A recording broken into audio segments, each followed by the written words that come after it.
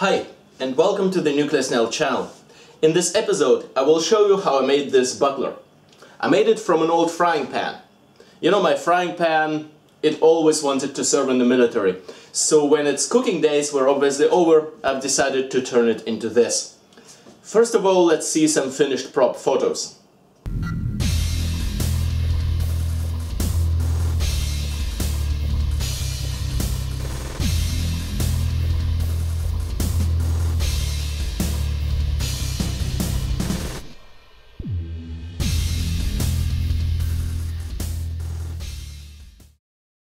Alright, and now let me show it to you on video. So here we have the grip.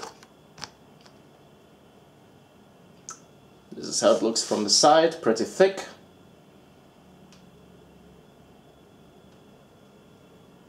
And here's the top. Okay, now before we get into the how I made it part, let's establish a few things about this first. What it is and what it isn't, what is it good for. So, what I made it as was a really quickly built prop, so it's basically a rush job. It just took a couple of hours. So it's not as precise and balanced and whatever as my stuff usually is. I just wanted to do something really crude and really quick. Of course, this is not a LARP weapon, since it's made of real metal. And you also see those bolts on top, so this is super not safe for LARP. This is just for film, photo, looking cooler in real life. It's just a show kind of thing. If we review its actual combat properties, I would like to do that because I'm a big fan of medieval weaponry and yeah. So first of all, the advantages of this would be, since it's about 2 kilograms heavy and has this gear on top with those teeth, it could act as a Wuchtwaffe. A Wuchtwaffe in German is exactly what it sounds like, a Wuchtwaffe. It wuchts you right into the face, so it could be used offensively, as bucklers were often used. Also, this gear has those holes right here, so if someone is stupid enough to put their weapon tip inside of that one of those holes, then I could wrestle it away and the opponent would not have a weapon anymore. However, here come all the problems because of which I would not actually use this in an actual combat situation if I had a choice.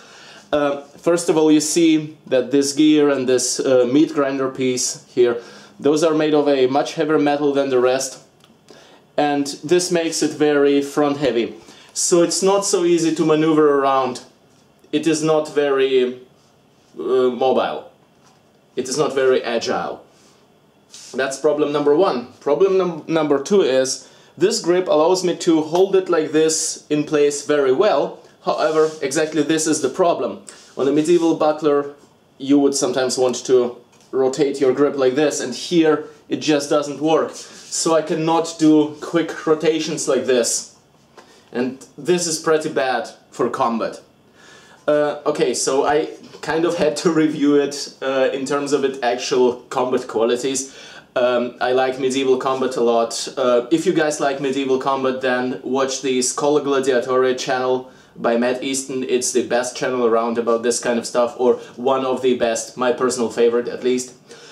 So yeah, to get back to this prop, which was not designed for combat, but just for looking cool and post-apocalyptic and whatever. Yeah, that's what it does. It's a quickly built, brutal prop. And now let's see how I made it. So what we have here is this old frying pan. Here we have a piece of flat steel or some other metal. I'm pretty sure it's mild steel. I don't know what it is. It doesn't matter. It's just a, just a stripe of steel which is strong enough to act as a handle. This piece of rubber, I ended up not using it.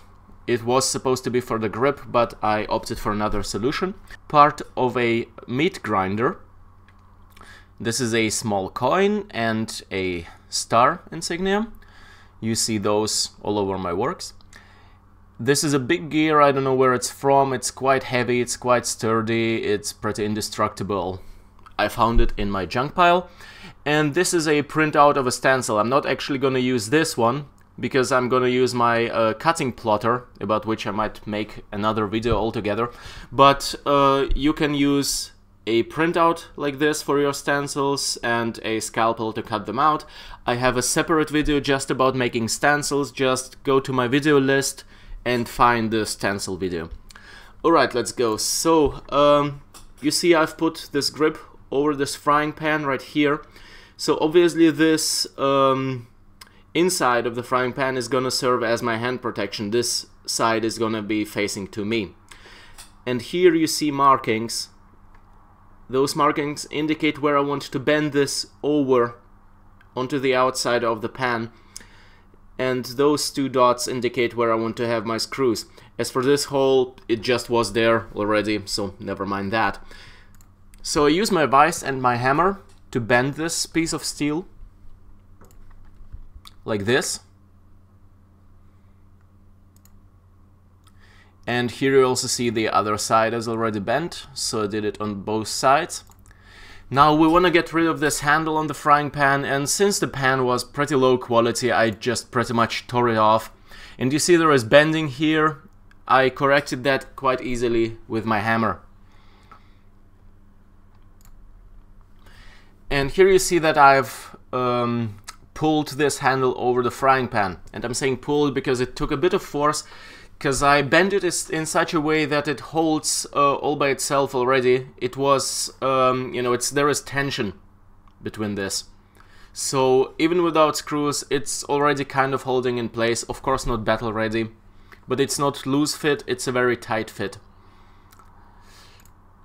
This is how it looks from the side. And this is how it looks from the other side.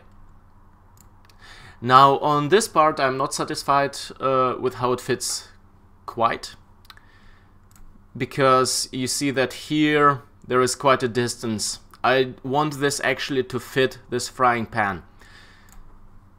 Here is a demonstration of how it already holds, by the way. So to make it fit the frying pan better, I take it like this, I hold it with my pliers here, and I hammer like this to bend it. It was quite an awkward angle, but it took just a few hits, because again this is mild steel, it doesn't take so much effort. And this is how it fits now. You see there is still a gap, but this will be taken care of by the screws, and also this build is quite a crude one. As much as I'm a total fan of everything fitting perfectly and clean composition and so on, this is a very brutal looking prop in the end.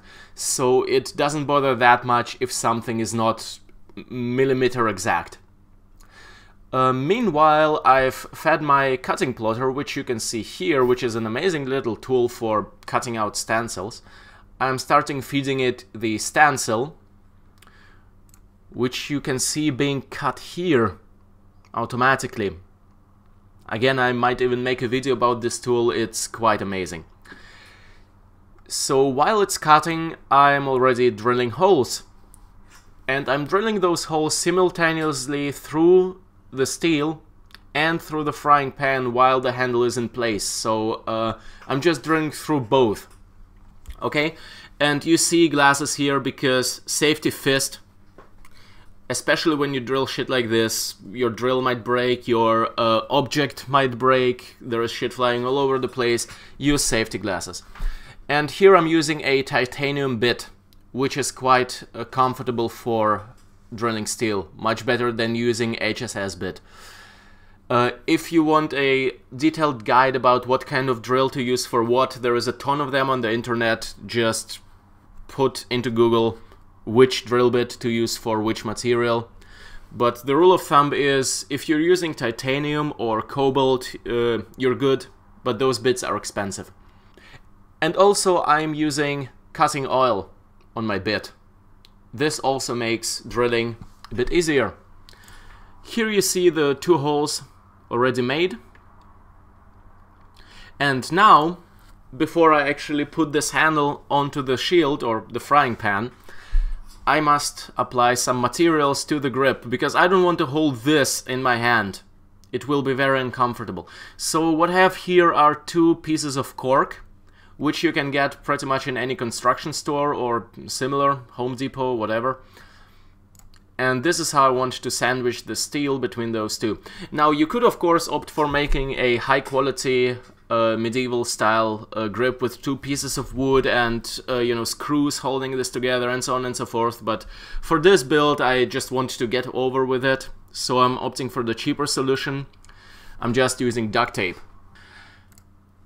And here I'm also using small stripes on the sides, and those I'm also holding with duct tape. Make no mistake, duct tape is not good for everything, and often it will not be good enough, but for this particular situation it's good, and for many others. And now I wrapped the whole thing with duct tape. It holds it pretty sturdy in place, and now it is soft and cushioned with cork, but still sturdy enough for me to be able to control the shield.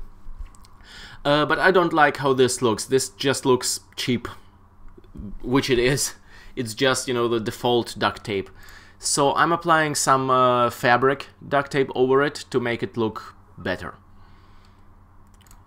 This is how it looks then, and I also top it off with some red duct tape for a color contrast on the edges. And also this is kind of practical because in the dark or in a low visibility situation, this allows me to see where to grip my shield immediately. So this also has kind of a practical use. This is how it lies in the hand. Here is our done stencil, our done cutout on the cutting mat, and I pull out this round part and I put it onto the frying pan. I'm applying the stencil now because later there's gonna be those gears all over it, and it will be much more difficult to apply the stencil later, so I'm doing it now. Also, I had troubles applying this self-adhesive vinyl cutout material to the frying pan. There was just not enough adhesive, so I had to make heavy use of spray adhesive to really make it stick to that dirty frying pan bottom. And here you see me plucking off the pieces that are supposed to be letters, that are supposed to be whole, basically, with my waste blade. This is how it looks after that. You see, it's not perfect. Like, usually I would consider this stencil or this application in preparation for the stencil very loose and very bad, but again, this is a brutal build, so I'm not concerned about this. This is how it looks when I apply some paper and duct tape to mask off the areas that I don't want the paint to apply to. And here you see some spray paint. I think it's acrylic, but I don't know. Many people waste too many thoughts on what kind of paint to use and what. Just try it out, man. If it doesn't hold, then you can just tear it down and try another kind of paint. But in the most cases it will work, and in the most cases acrylic is enough for your needs. I apply several coats of this, and after every coat I apply my pink hairdryer. Again, I have a separate video just about applying stencils, both to fabrics and hard surfaces. Just look in my video list for the stencil video. And here we pull this off, and you see the stencil on the frying pan. Now it's time to put the grip onto the frying pan. I'm using 3mm screws. The screw goes through the holes, and on the other side there is a nut. I found that in this situation there is no need to use washers because we're dealing with 2 layers of metal. Now we have both screws inside the holes, and this is how it looks from the inside, which is very unsafe. It would basically take just a blow from the side of the shield and my hand would go onto the screws and I would get injured. So I don't like that, which is why I nip them off and then painstakingly grind them off with my rotary tool, I think it's called, until it looks like this, which is safe. So this is how it looks by now, and this is how it looks from the side. I can grip it. Now I'm drilling a hole right into the center of the frying pan, which is conveniently marked already by the way that the pan is designed. I'm making just a 3mm hole, and I'm doing the same with that coin. And then I fit that star decoration through that coin with those small metal rods. that are on the star that are meant for fixating it. And then I put both of those things onto the pan, and I put those metal rods from the star through the hole of the pan, and I bend them over on the other side, so it is just basically held in place by those two. Normally I would consider this not sturdy enough, but you will see in a moment why it doesn't matter in this situation, because there's going to be this meat grinder thing coming up on top, so this will not get any stress.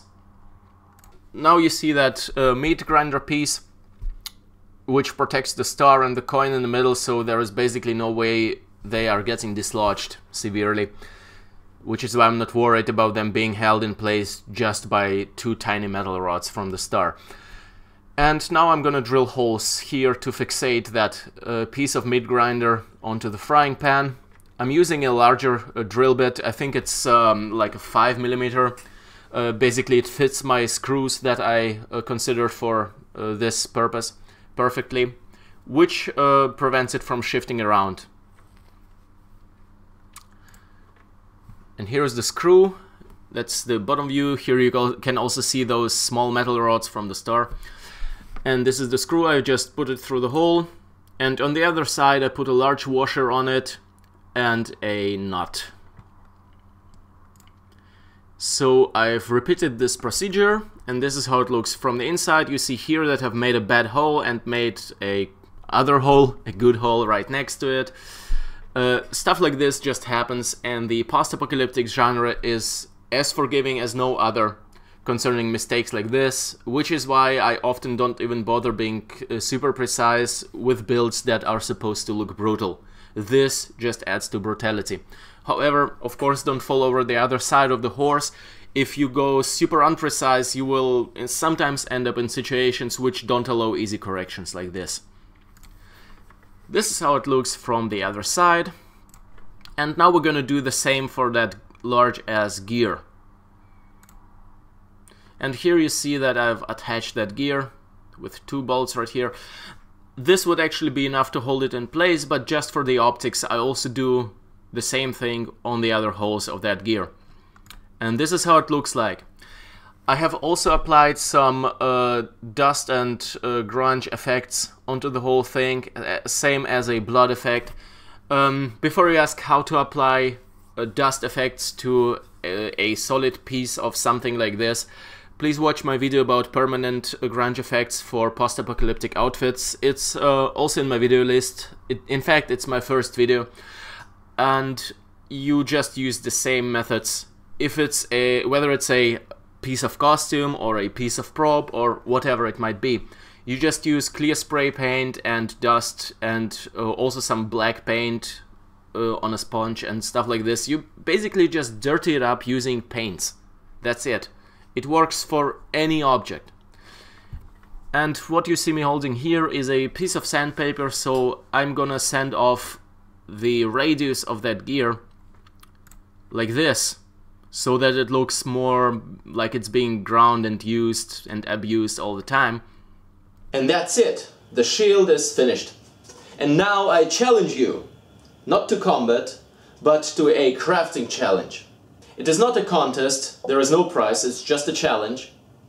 So I challenge you to craft something that will protect you in the wastelands from whatever you find at home until the end of October. Now, some of us have homes full of junk like me, some others have homes not full of junk, so you can also go to the construction store and whatever. Basically, you know, whatever, just start crafting. Make something that will protect you in the wasteland until the end of October, make some pictures of it, and post them to my Facebook page, to the Nuclear Snail Facebook page. The link is in the video description, because I'm excited about what you people are going to come up with. Also, everyone else can see it there, so yeah. I will also take my time to look through all of the posts and comment on them, and hope you will have fun crafting and end up with something that will save your ass against the mutants or the raiders or raider mutants and so on. Last but not least, please keep in mind that I'm only capable of making these videos thanks to my Patreon supporters. So if you like my channel, if this video was helpful to you, if you would like me to make more videos like this, then please consider taking a couple of minutes of your time to use Patreon to support me. And it is very, very easy, it just takes a few clicks, but it allows me to continue doing these videos. So thank you very much, see you in the next episode, and until then, hail the snail.